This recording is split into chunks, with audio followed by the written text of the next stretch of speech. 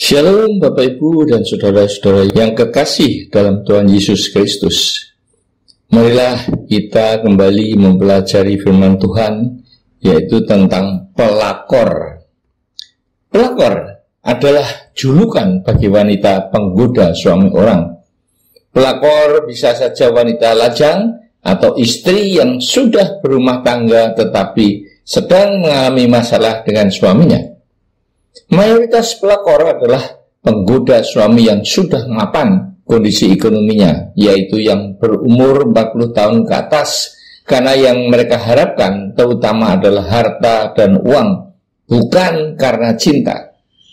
Dan yang dapat tergoda adalah semua suami, baik jemaat gereja, para aktivis, sampai oknum hamba Tuhan. Apakah yang harus dilakukan istri karena perselingkuhan suaminya yang juga dapat berakibat pada perceraian? Hanya ada dua alternatif, yaitu tetap setia dan berdoa agar suaminya dijamah Roh Kudus sehingga sadar dan kembali kepada istrinya yang sah, atau istri minta diceraikan karena sudah tidak tahan menderita sampai bertahun-tahun akibat perselingkuhan suaminya itu. Yang akan saya ulas adalah tindakan istri yang masih tetap setia dan mengharapkan keutuhan rumah tangganya, karena perceraian berarti semuanya sudah selesai. Saudara-saudara, ada firman Tuhan yang sebenarnya untuk bangsa Israel yang ditolak karena berzina, tidak setia kepada Tuhan, dalam Hosea 2 ayat 6 dan 7.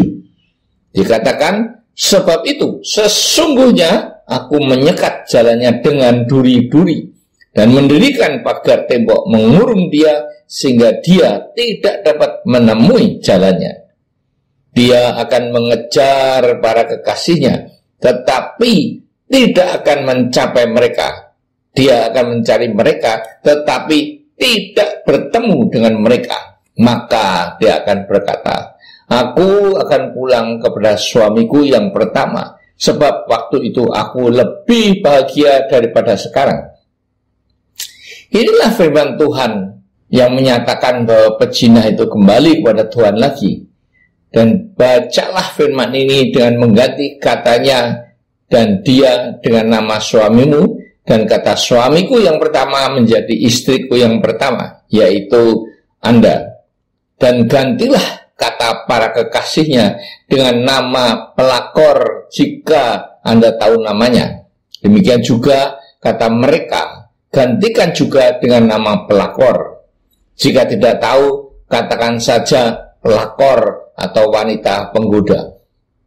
Bacalah kedua firman ini berkali-kali dan katakanlah dengan iman, aku percaya dan berkata-kata bahwa firman Tuhan adalah ya dan amin, dan suamiku sudah kembali lagi kepadaku.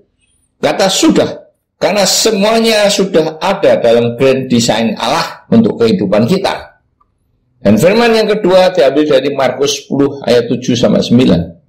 Sebab itu, laki-laki akan meninggalkan ayahnya dan ibunya dan bersatu dengan istrinya, sehingga keduanya menjadi satu daging. Demikianlah mereka bukan lagi dua, melainkan satu. Karena itu, apa yang sudah dipersatukan Allah tidak boleh diceraikan manusia. Inilah pernikahan suci yang sudah diteguhkan oleh Tuhan di hadapan para saksi dan jemaat. Doakanlah dengan iman agar suami Anda ingat akan janji pernikahan suci ini, yaitu tetap setia dalam suka dan duka, dan hanya maut yang dapat memisahkan Anda berdua, seperti yang sudah ditentukan oleh Allah atas perkawinan pria dan wanita. Sebutlah nama suami Anda dan nama Anda sebagai mempelai yang sudah diteguhkan oleh Tuhan. Dan bacalah kedua firman ini setiap hari dan deklarasikan sesering mungkin dengan iman bahwa dalam nama Tuhan Yesus suamiku sudah sadar dan insaf untuk kembali lagi kepada keluargaku. Dan itulah yang terjadi. Anda bersatu kembali dengan suami untuk membangun keluarga yang lebih bahagia dari yang sebelumnya. Amin.